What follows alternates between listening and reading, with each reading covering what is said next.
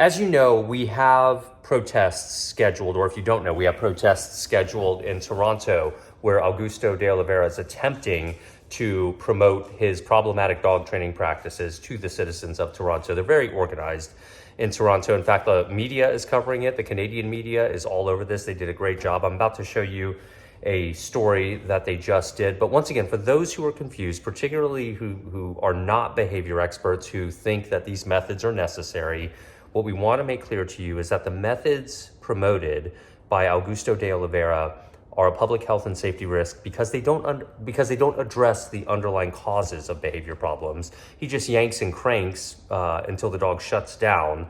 But, you know, as time goes on, dogs learn to bottle these emotions up, and then you get an explosion with many dogs. So that's why legitimate dog trainers and behavior experts understand that these are not addressing the underlying cause. Anyway, take a look at this. If you want to participate in peaceful protests against Augusto DeOliveira and the methods he's promoting, we're going to have details in the description.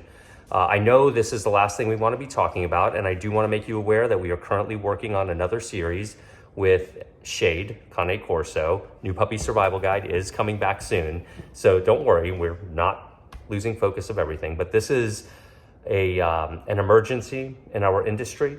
There are millions of people who believe that you need to yank and crank dogs and use abusive tactics to resolve complex, deep-rooted behavior problems. And this kind of misinformation needs to stop. Also, if anyone has any connections at YouTube, even more than me, I'd like to reach out to them as well. Thank you. I want to give you a warning for this next story. Some of the images may be disturbing to some viewers. Dog trainers in Toronto are raising the alarm just days before a controversial trainer is set to appear in the city. The dog daddy bills himself as a trainer of reactive and aggressive dogs. He uses what's known as aversive conditioning, which can include pronged shock, choke collars, or using leashes to suspend dogs by the neck. Tyler Cheese spoke with local trainers who say his methods are outdated and harmful.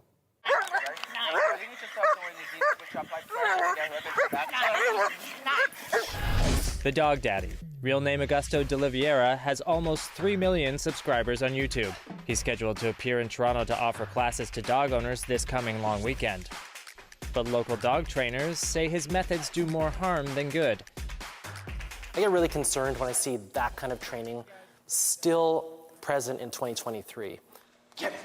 Andre Yu has been a professional dog trainer for 13 years. It's really well known that that sort of intervention causes longer term damage to dogs. It doesn't actually help them, and in some cases can make dogs more aggressive and more dangerous.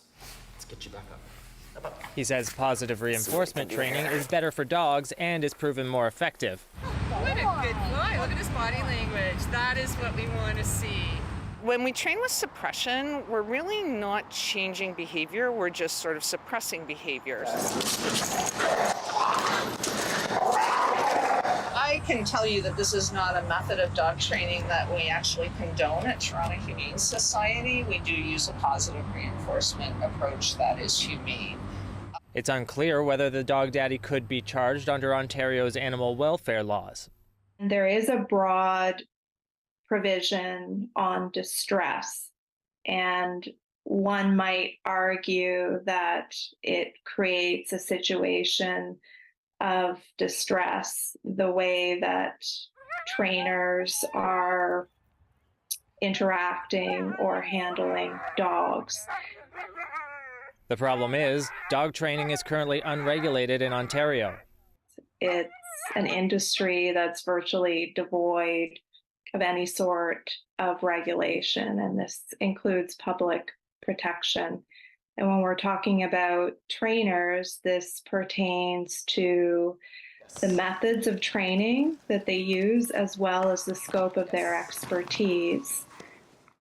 In an email, the Ministry of the Solicitor General says Animal Welfare Services will review and respond accordingly to any complaints received. The ministry did not respond to questions about whether the dog daddy's methods could be considered animal abuse or whether or not the province is looking to regulate the industry. As for the local trainers, they say they want people to know there are alternative options, even for highly aggressive dogs. What I want people to know is professionals like us work with dogs like this every single day. But because we are more cautious and incremental in our approach, you would never know that I'm working with a dog that's dangerous on the street. CBC Toronto requested an interview with the dog daddy but did not receive a response. Tyler Cheese, CBC News, Toronto.